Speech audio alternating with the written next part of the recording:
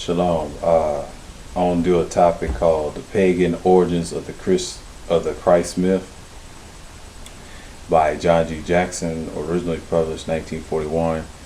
I mentioned a video I did kind of messed up on this version, see how this was going, and then I'm going to read a short thing about the Christ myth. I did a video on it. You can hear the rest. I read the whole thing. It's on Daily Motion. It says Pagans of the Origins of the Christ Myth. So I'm going to read a short section of this and do some research on this. And I'll say part 2 of the Christ Myth is that the triumph of the doctrine of evolution has reconciled to more literature and Christians the non-historical of Adam. As the historical of Jesus, however, is now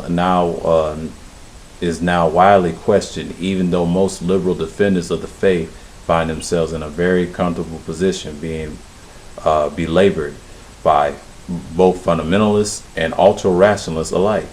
After surrendering the theological Christ, the liberal Christian apologist finds out, much to his chagrin, and that particularly nothing about this historical Jesus. Our chief sources of information concerning Jesus Christ also are the so-called genuine Pauline epistles, and the reference to Jesus by the Jewish and pagan writers. By the most of these are extremely doubtful authenticity, and there is a famous passage, the Antiquities of the Jews, by Flavius Josephus, and which reference is made by Jesus Christ, but generally are regarded as a forgery even by the Christian scholars. The passage is noticed mentioned by any Christian writer before Eusebius or something like that in the early part of the 4th century BCE, and Cornelius Tacitus, and then talk about Rome and things like that. Yeah, I read that in this article. I want to tell you about the forms of idolatry. It was prophesied in the Book of Remembrance that newly gods raised up, and if you go to Deuteronomy, that we was going to worship wood and stone. You can go to Deuteronomy 28:63, but I would love to get this real quick. 32 said, new gods, new idols raised up. And what I read in the article, and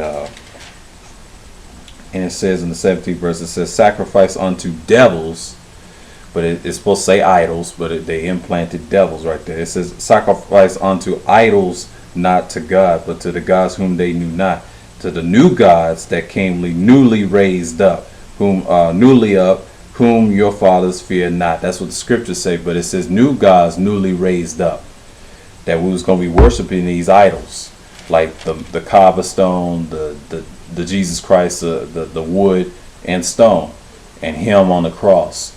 Idolatry, all forms of idolatry, has no validity in it. And you can go to the 28 and the 64th verse, and it says we was going to be worship wood and stone. And it says in the curse, it says, and Yahuwah shall scatter thee among all the people from one end of the earth and even unto the other, and there thou shalt serve other gods, or should I say other idols, like I said, other gods, like other idols, which neither thou nor thy fathers have knew, even wood and stone, like other gods, like worshiping idols, and all these idols of idolatry. Because why? Because the scripture says that we was prophesied to do that, and we still do that to this day. You have many people are in Islam and Christianity and all forms of idolatry, or sites of whatever. It's the same thing as this, and this one world government is trying to force that on you as much as they can. And like this article, it tells you that the pagan origins of the Christ myth is nothing new. It's just an idol like everybody else, and this ain't the first idol that's been clocked. It's many of them, and that shows you who wrote this. And this is John G. Jackson, another scholar exposing the Christ myth. So it's Roman Catholic, by the way. And new idols that's raised up. And all forms of idolatry, wood and stone. But if you go to Daniel chapter 11, Esau brought this upon the world until Christianity having come into the fourth kingdom of man. When Rome came on the scene, I think Rome came on the scene. Christianity didn't come during the fourth kingdom of man. It was no Christianity. Read the history of Christianity and Christ. That came when Rome was already in power, but they created this religion called Christianity. So they're the founders of that, not something 2,000 years ago. So who are these?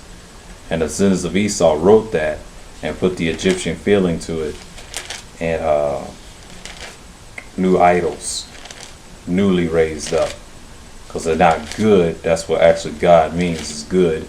And sometimes it means power. In the Hebrew, say Elohim. A lot of people say Elohim, but it's not Elohim, it's Elohim. Elohim means power. So if you read in Daniel 11 in the 38th verse, and I won't read 39 verse, and here's what they did. It will spread, like it said, and it already prophesied. It done spread in Daniel. It says, but in his estate he shall honor the God of forces, and a God whom his fathers knew not, and shall he honor with gold and silver, like they do today, all forms of idolatry, with precious stones, and with pleasant things. But thus shall he do in the most strongholds with a strange God, whom he shall acknowledge and increase with glory, and he shall cause them to rule over many, and shall divide the land for gain. Now, who did that sound like? The descendants of Esau. A lot of people say the so-called white man, the American man, whatever you want to call it, the Russians, whatever. Those people have spread this all over the world, and Christianity has been spread, and that's how they set the map up, like a lot of people say, like gangsters and stuff like that. But the other nations, the UN, they put their faith in weaponry. This is what they put their faith in. They worship weaponry. And this has been prophesied that weaponry is the God of forces. So the God of forces is weaponry in Daniel 11 and 38. So if you understand the strange gods was Jesus, Yeshua, Yahashua, the Christian idol, all forms of idolatry. And that's what people are in today, or wherever idolatry you're in. And that's also in Ezekiel 7 and 19. It says that they were a stumbling block to the iniquities of the fathers, like the gold and silver is a stumbling block to the iniquity of the children of Israel, or the house of Israel, what you want to call it, house of Yasharal. And we failed as a stumbling block for our iniquity. That's in Ezekiel 7 and 19. Check that out. And there's good precepts to that too. And that's another form of idolatry, is money and weaponry. And that's what they put their faith in. In Exodus, you can read that. You can read that in Deuteronomy 32 and 17. That's when Moses knew that they was going to worship new idols, or these new gods they have not, raised up. That's something new. What is this New Testament? So, and people love mischief, and that's what you see all the mischief in, like I said in that video about idols. Check that out on the tube, and you got many people being in euphoria of idolatry now. And like this published in 1941, and it says pagan origin of the Christ.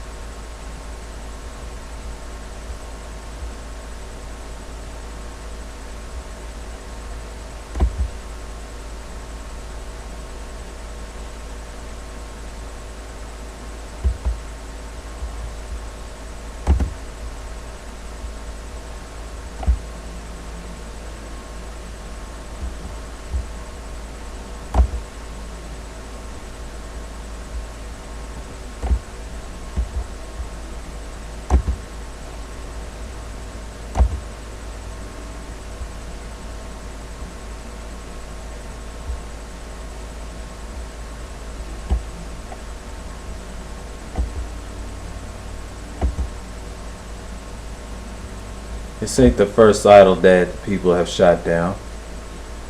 And like I said, it's the ancient authors who wrote the pagan religion and early Christianity. It's that's why it's not like it's been around. It's the same thing. That's how Christianity was formed. It was not until the fourth kingdom of man, like I said in Devin 11:38. There's many information on that. But many people have been deceived, called lies and deception by the sins of Esau, and this is what we've seen lately. And this is right here, and there's more information, and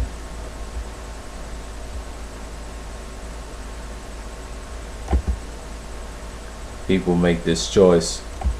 And it says the ancient evidence is under the facts, but Barr has proven lots of pagan Christian similarities. And this reason part of the POCM will go through the possible expansions of those similarities, looking at which explanations are comprehensive or consistent and which aren't. This choice page is here to introduce you to the list of the standard explanations of the pagan Christian similarities and the two different understandings of the cause and effect hidden in the different expansions. And the list of paganism has its ideas about gods and souls. First Christians had the same idea second, so where did Christianity get all those pagan looking rituals and theologies? Fortunately, you don't have to trust me to come up the possible explanation. Believers have been beavering on the problem for generations. They've worked out a list of possible explanations. Here it is. Each entry has its own page here under the borrowing tab, they would say. And they have its own entry. And it says meaning first, facts, and second. It says Christianity borrowed its ideas by absorbing the ideas and prejudice of ancient culture. And facts first meaning second, that's what it says, that's the meaning. And here's facts first meaning second. It says, I have faith that Christianity is new and unique, sent from God. The Bible is true. The New Testament Gospels are accurate. First has the histories written by who knew Jesus and blah, blah, blah, and all that madness theology. And then Christian ideas are different from pagans' ideas. That's what they say. Yeah, a lot of emotionalism right here. And all this madness, cause and effect. Believers in pagan origins are errors seems to cause the effect. Christianity theology is very different, and to me that's a lie. They try to lie about it. That's all the forms of idolatry. They try to denounce this myth. I might have to type something.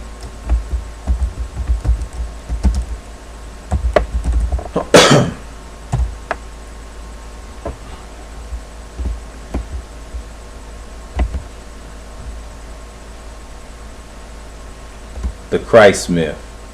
TheChristMyth.com, they say. Welcome to this site. Information proving the mythological origins of all universal religions. The religious scriptures, including the Quran, Torah, and Bible, are a registry of astronomical phenomena written in a mythological format. The evolution of our modern religious concepts began with astronomy, evolved through mythology,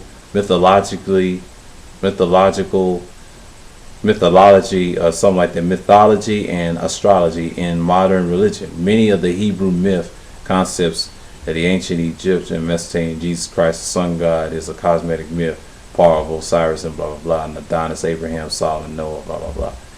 This crap right here, they said that's the truth. Talking about the Christ myth, worst information. Don't recommend somebody go there. Because you got a lot of so-called atheists, I call them free thinkers, and they have no knowledge.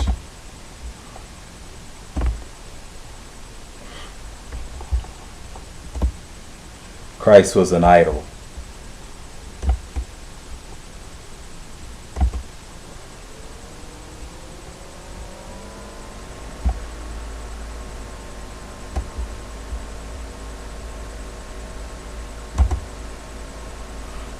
That's why you're arguing back and forth.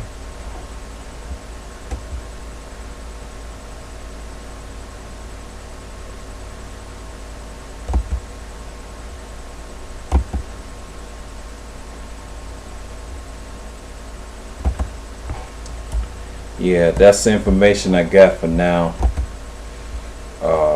I couldn't find any. It's kind of frustrating that the Christ myth is out of the way, and I can't find any things on that matter. So with that, I want to say, may Yahweh bless you many times. I want to say, shalom.